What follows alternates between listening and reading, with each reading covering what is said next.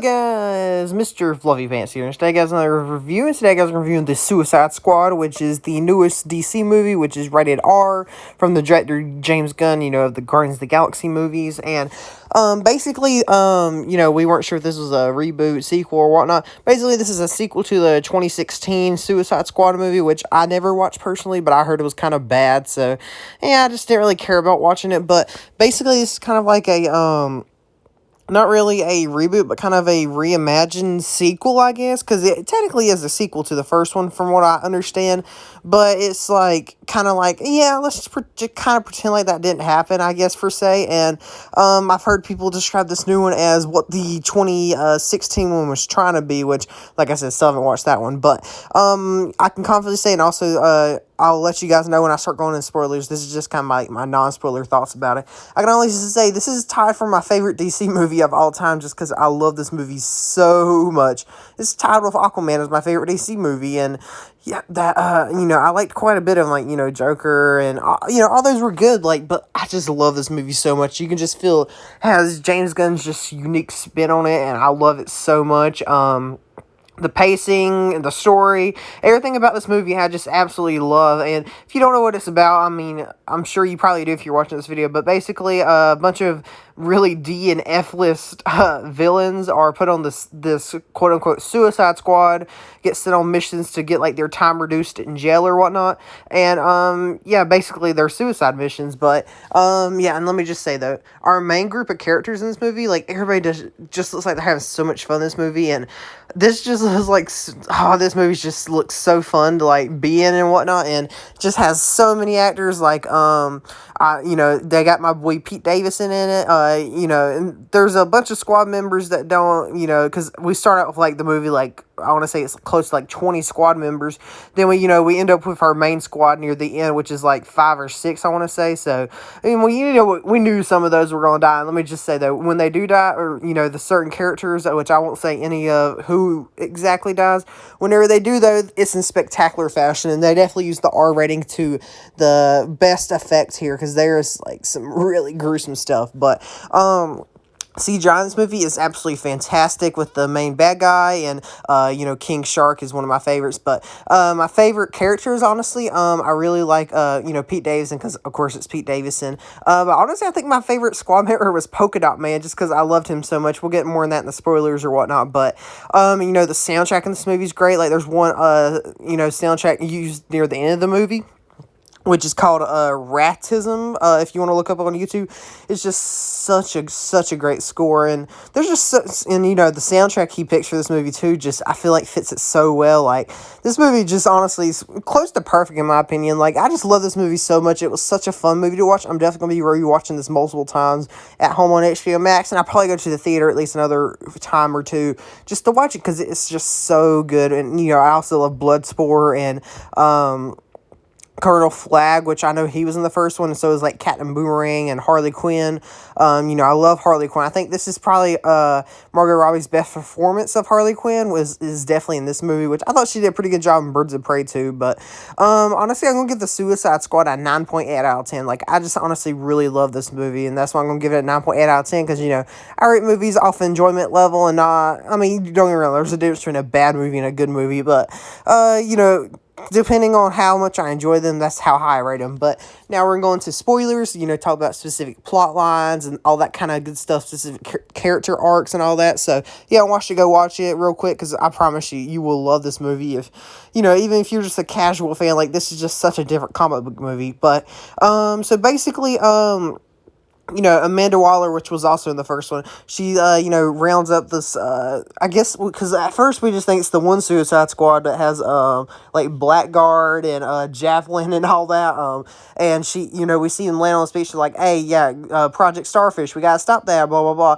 They land on the speech, and basically they're just the distraction. It kind of seems like at the beginning, you're like, oh, okay, Michael Rooker's character's, the main character of the movie, Savant or whatnot, which, we know that's not, but also I love Weasel. He's just so creepy, especially, whenever we see he's actually alive at the end, because they're like, nobody checked to see if the Weasel could swim, which I thought was just absolutely hilarious. But, basically Blackguard, Pete Davidson's character, kind of double-crossed them, with the, Corto Maltese government or whatnot, which I think Amanda Waller took, that was kind of part of the plan because they kind of used that team of the Suicide Squad as like a distraction. So the other team, which includes Bloodsport, which his whole costume and get up and all that is just so cool. Like the technology with his guns and all that, especially at the end when they're fighting Star and he just keeps putting stuff on his gun and it keeps expanding. That's just so cool. I love his costume so much. You also got Peacemaker, which is just John Cena, which honestly, I think this is honestly John Cena's best performance, not even gonna lie, but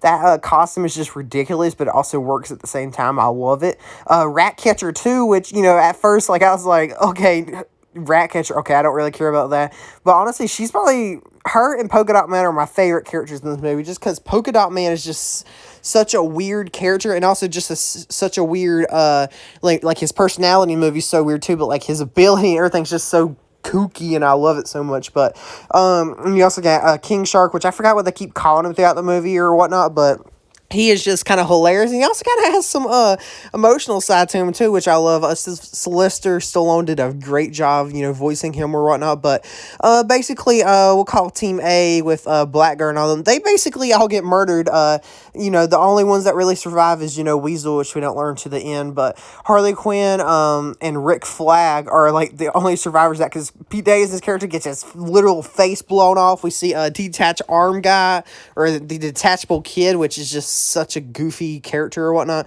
get dead, a bunch of get slaughtered, blown up, on fire, and I love when Javelin dies. He's beside Harley Quinn, he's like, I give my javelin to you, which she uses throughout the movie pretty nicely or whatnot, but basically, they take Harley as prisoner, and then Rick Flag, we think gets taken as prisoner, but we learn later, because Waller's like, okay, we'll just call him Team B. Your main jet is to get Flag, which was taken by the enemies, blah, blah, blah, and I love Bloodsport and Peacemaker's bickering or whatnot, and how they're always trying to one-up each other, especially whenever they get to the camp where, Flag's character's being held at, and, like, they're, like, one-upping each other's kills, which is just hilarious, and also Polka Dot Man, I feel so bad for him, because, first of all, he's just such an awkward personality, everybody at the jail is making fun of him for his ability or whatnot, which I did think it was kind of funny. He had, like, the most security around him or whatnot, but he just, like, they're like, bro, what is that rash or whatnot, and it's like these big whelps of color or whatnot, which, are the polka dots, and it just looks so painful, and he's like, yeah, twice a day I have to get, release them or else I'll explode or something like that, and we learn throughout his backstory, or he kind of tells him, like, what it is, and he's like, it's a dimensional infection or whatnot, and if blah blah, if I don't do this, it's because my mom experimented on me, and every time I see people, all I see is my mom, and it's kind of a running joke throughout the movie, and at the end Bloodsport's like, bruh, look, that starfish is your mom, and he starts like blasting them, but polka dots are scary though, like they literally like cut through like a lightsaber through everything. It's a really cool ability. I just love him so much. He's just such an awkward guy, and I don't know, I just love him so much. But and also Ratcatcher, at first I was a little apprehensive about her character, because she's kind of introduced in a goofy way where her gimmick's like she's always asleep or whatnot, but by the end of the movie, like, she's probably like up there with my favorite character, because at the end of the movie we only have 4 characters survive of the entire squad, which, actually I think it's might be 5, because you got Bloodsport, Ratcatcher 2, King Shark, I feel like I'm forgetting somebody. I know, in the post-credit scene, Peacemaker survives through all the rubble after... Okay, so, I'm kind of rambling a little bit, but basically, the government says that they're sending the Suicide Squad there, in this, in the Cortal Maltese thing, I forgot what it's called, but basically they're sitting there they think to destroy Project Starfish, but John Cena's character Peacemaker he was told by Waller that they got to destroy all the evidence because apparently U.S. government's involvement in it or whatnot. And it's just the whole, complicated thing where basically Starro was brought on to a U.S. space shuttle, which then proceeded to take over the entire crew, which I thought they were going to tie, whenever they started showing us that and telling us about that, I thought they were going to tie that into the, how the Columbia burned up in space or re-entry as like a cover-up, but no, that didn't come in, which I guess they didn't want to be, disrespectful to the families of those astronauts or whatnot, but I thought that'd been kind of a cool way to tie that in, but basically, the U.S. government brought back Starro, sent it to Corto Maltese to do experiments on humans about, the mind controller and whatnot, because they didn't want that happen, those kind of tests happen on U.S. soil, and that's why the U.S. government didn't really do anything to the dictatorship in Corto Maltese, because they were kind of involved with this testing or whatnot from the Thinker, which has been testing Star for like 30 years or whatnot, which they kind of make Star out to be kind of like not really a bad guy, but not like good either. Like because he's like begging Rick Flag's character, like, hey, please, he's been torturing us for 30 years, which is also really scary whenever they go in that basement and, like, they rip off like the mini starfish off people's faces, and it's just like bloody pulp under there, and he's like, yeah, basically after the starfish attach, underneath those starfish, it's just corpses, because there's no saving them, which is really scary though. But like I said, the CGI on King Shark and the Starro is just amazing, I think. And also, I love the three main, Rick Flag, Peacemaker, and Bloodsport. I just love them three together interacting, like, at the bar or whatnot. And then whenever they escape the van after they get arrested at the bar, like, I just love those scenes so much, all three of them together, which I was really surprised when Rick Flag's character died at the hands of Peacemaker through a ceramic towel through the heart, because Rick Flag takes the hard drive that proves the U.S. government was in on this whole project or whatnot, and Peacemaker, Waller told Peacemaker, hey, make sure that don't get out. And then he's like, yeah, you're a good guy, Flag, but, like, I gotta do this in the name of peace or whatnot. And they have, like, this whole big scuffle, and then, kills, Rick Flag, and then Ratcatcher sees him kill, Flag or whatnot. And early in the movie, we see we kind of get the backstory behind Ratcatcher 2, which, her father was Ratcatcher 1, but basically they were homeless in, like, Brazil or whatnot, and her father was able to harness this technology that was able to, like, control rats and, like, talk to them or whatnot. And, we get some emotional stuff about it later, but basically, he dies, and, she learns that, rats are kind of, saved her life or whatnot. And, Bloodsport's whole thing with his daughter, which is the whole reason he got involved, is because Waller kind of threatened his daughter or whatnot. He kind of makes a promise, because he can be kind of like a surrogate father for Ratcatcher, and he promises, hey, I'm going to get you out of here, kid. And she's like, yeah, I'm going to get you out of here too alive. And, they kind of have that emotional bond, because then Peacemaker chases down Ratcatcher, because then she's got the hard drive or whatnot, and is about to shoot him. And also there's a bunch of time jumping throughout this movie, so it's kind of weird in that point or whatnot. But basically, long story short, explosion goes off early, whole building starts to collapse, and Bloodsport falls down in front of, sees Peacemaker pointing the gun at Ratcatcher 2, and is like, bro, what the heck? And then they have, like, this whole shoot-off, and then, we see Bloodsport's bullet go right through the middle of, Peacemaker's, like, bigger exploding rounds, and goes right to his neck, and we think he dies, from getting shot in the neck, but yeah, apparently not. According to the post-credit scene, they're like, yeah, we need him to save the world, blah, blah, blah, because he seems very loyal to the U.S. government, because, anything in the name of peace, he says, but, and also, I just love King Shark's, all his action scenes or whatnot. He's just, first of all, he's hilarious, and I also kind of feel bad for the guy. Like, whenever all the Suicide Squad members are in the bar partying, we just see him out sitting in the car all by himself, and then he thinks he makes friends with those little fish inside the tower or whatnot.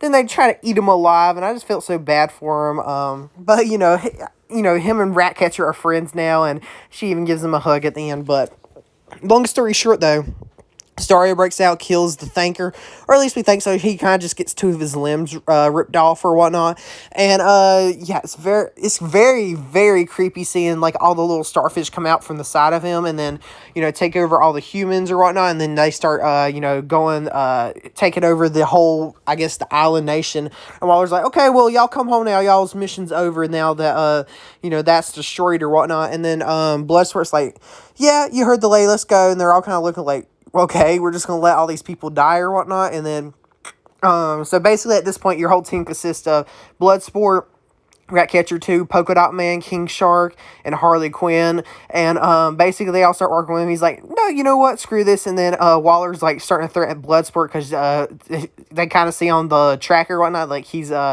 abandoning or whatnot, and they're like, bruh, get your ass back to the mission or whatnot, even though the mission's over. I don't know.